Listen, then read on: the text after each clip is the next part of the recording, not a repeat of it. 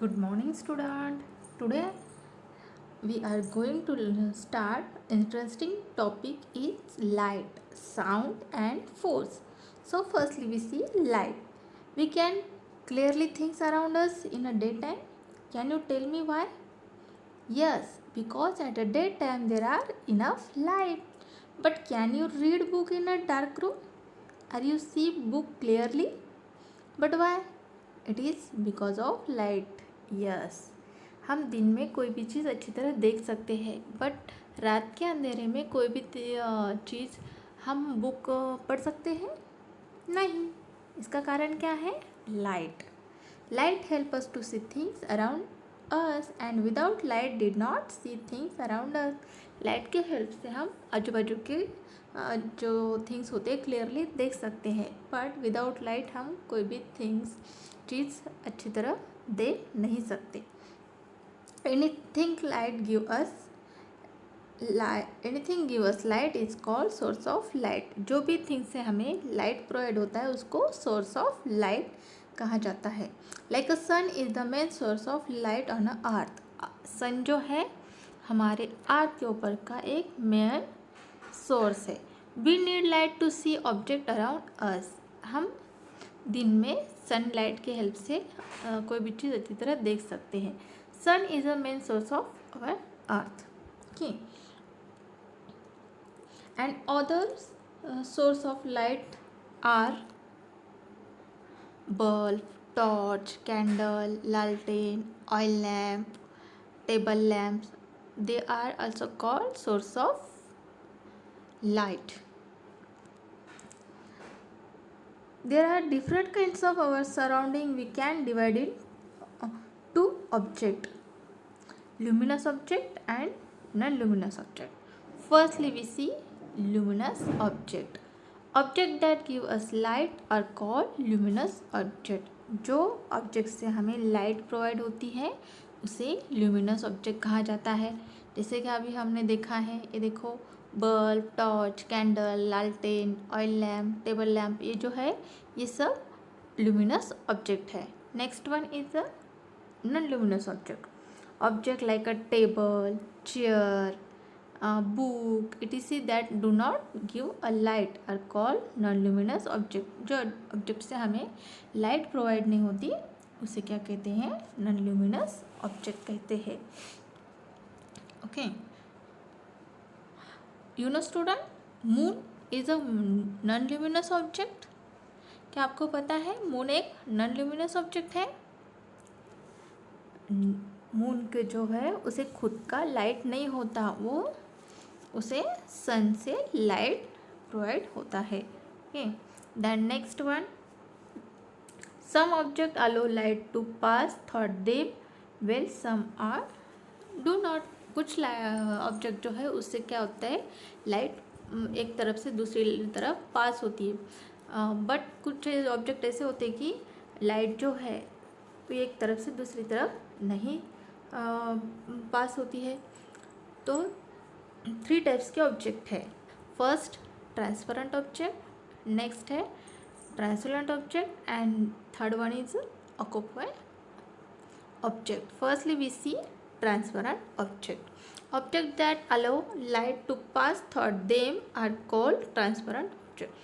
जो ऑब्जेक्ट से एक तरफ से दूसरी लाइट पास होती है, एक तरफ से दूसरी तरफ लाइट प्रोवाइड की जाती है, उसको कहते हैं transparent object. Example of clear water, glass, clear glass.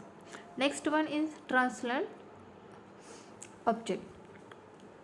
Object that allow some light to pass through them are called transparent object. कुछ ऑब्जेक्ट ऐसे होते हैं कि उससे कोई पर्टिकुलर लाइट ही पास होती है, उसे कहते हैं transparent object. Example of plastic bottle, colour balloon, etc.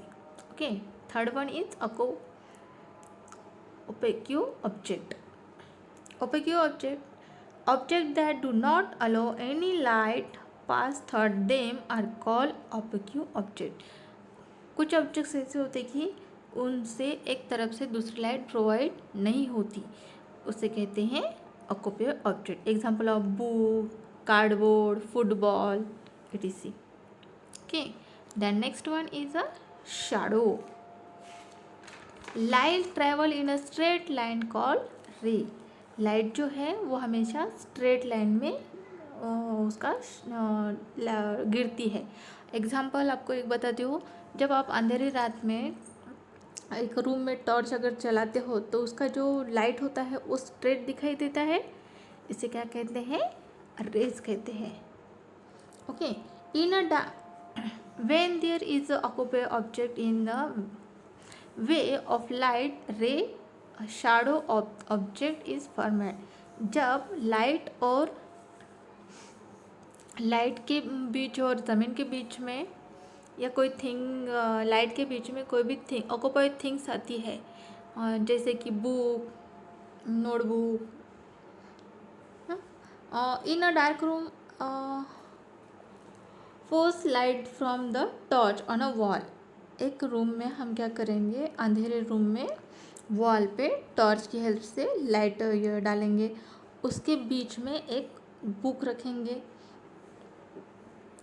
Light you will see dark area on the wall behind the book. जब हम लाइट और वॉल के बीच में अगर बुक पकड़ेंगे तो बुक के पीछे जो ब्लैक कलर का एरिया, डार्क कलर, ब्लैक और डार्क कलर का जो एरिया दिखेगा उसे कहते हैं shadow. A shadow is formed when on object block the path of light. Shadow कब तैयार होती है? जब लाइट और लाइट के बीच में कोई थिंग्स आती है तभी वो थिंग्स की शैडो तैयार होती है. The colour of shadow always black. और शैडो का कलर हमेशा ब्लैक ही होता है. A day time we can see our shadow on the ground. हम दिन में ग्राउंड पे हमारी शैडो देख सकते हैं. Then earth revolve around the sun and the moon. Earth जो है वो सन और मून के बाजू में घूमते रहती है. Earth and moon do not have a light their own. Earth और मून को खुद का लाइट नहीं होता. They receive light from the sun. Earth और मून जो है वो सन से लाइट रिसीव करती है. Then next one is a sound. Sound is a very important part of our life. Can you clap with one hand? क्या हम एक हाथ से क्लैप बजा सकते हैं? No. We hear various type of surrounding every day. The chirping of birds, ringing of doorbell. When we speak or laugh, we produce a sound. हम daily अलग अलग टाइप्स के साउंड सुनते हैं. और जब हम बात करते हैं और हंसते हैं तो भी हम एक प्रकार का साउंड तैयार होता है. Okay, firstly we see sound that soft and make a happy are pleasant sound. दो टाइप्स के साउंड होते हैं, pleasant sound and unpleasant sound. Pleasant sound जो है वो हमें सुनने के लिए अच्छा लगता है, उसे कहते हैं pleasant sound. But will unpleasant sound that irritate us call a noise. Unpleasant sound cares noise pollution make a sick.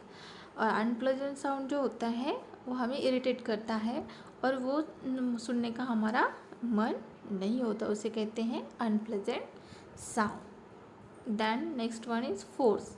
We do different work on our daily life. हम हमारे डेली लाइफ में अलग अलग टाइप्स के work करते रहते हैं. We either push or pull something by applying force on it and do work. ये जो सभी वर्क करने के लिए हमें किसकी ज़रूरत होती है?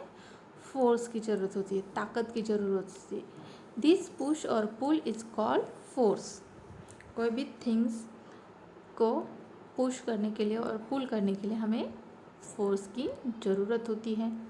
Force can do many things. Force की हेल्प से हम मैनी थिंग्स कर सकते हैं. It can move an object. हम ऑब्जेक्ट को फोर्स की हेल्प से मूव कर सकते हैं. It can stop moving object. और जो